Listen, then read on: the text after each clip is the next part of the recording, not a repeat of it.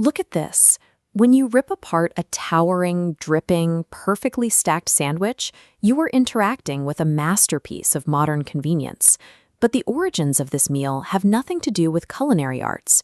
The story actually begins in London in 1762, inside a dark, smoke-filled gambling parlor. Sitting at the table is John Montagu, the fourth Earl of Sandwich. He is 24 hours into a relentless gambling binge, exhausted, starving, and refusing to move. This global staple owes its existence to Montagu's refusal to walk away from his cards to eat a proper meal. Montagu faced a biological limit. His body required calories to keep functioning, but leaving the table would break his concentration and his winning streak. Elite dining in the 1700s was a formal, two-handed affair. A standard serving of roasted meat was heavy and dripping with grease, requiring a plate and silver cutlery to consume. These cards were delicate, hand-drawn paper. They would absorb every smudge of grease from the Earl's fingers, ruining the deck and forcing the high-stakes game to a halt. Montagu needed a way to feed his body without his hands ever touching the food directly. He was looking for an ergonomic shortcut to sustain his habit. When a servant finally arrived with a tray of sliced roasted meat, the Earl had to make a choice: put down the cards or find a workaround. He ordered the servant to take the meat and trap it between two thick slices of plain bread. This diagram shows the mechanical genius.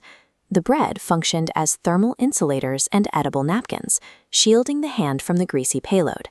It locked the meal together into a self-contained unit, allowing the Earl to eat with one hand while keeping the other clean. By prioritizing the game over the meal, Montagu had accidentally engineered a frictionless new interface for consumption. The other gamblers at the table immediately saw the advantage. Soon, they were asking the servants for the same as sandwich. The efficiency of the format allowed it to spread quickly beyond the casinos, appearing in the taverns and on the streets of London.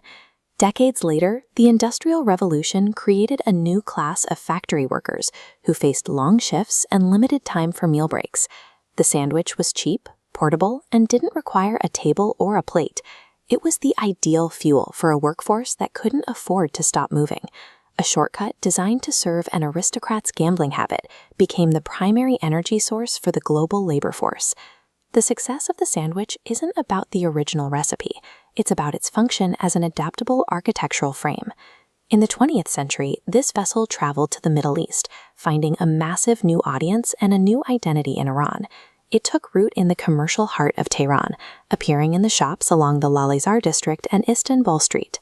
Local vendors adapted the format to fit regional staples, replacing roast beef with fish and sliced sausages. They used white sourdough bulky bread, adding sharp to breeze pickles and fresh chopped parsley to create a hyper-local version of the Earl's invention. The sandwich succeeded globally because it acts as a vessel that absorbs and reflects the culture of whatever city it lands in. From an 18th century casino to the streets of Tehran, this format traveled through every social class to become the most common meal on Earth. Looking at its history, is the sandwich a stroke of adaptive design or just the result of a man too lazy to put down his cards?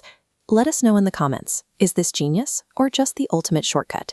It's a reminder that some of our most enduring tools aren't created by experts, but by someone simply trying to keep a habit going.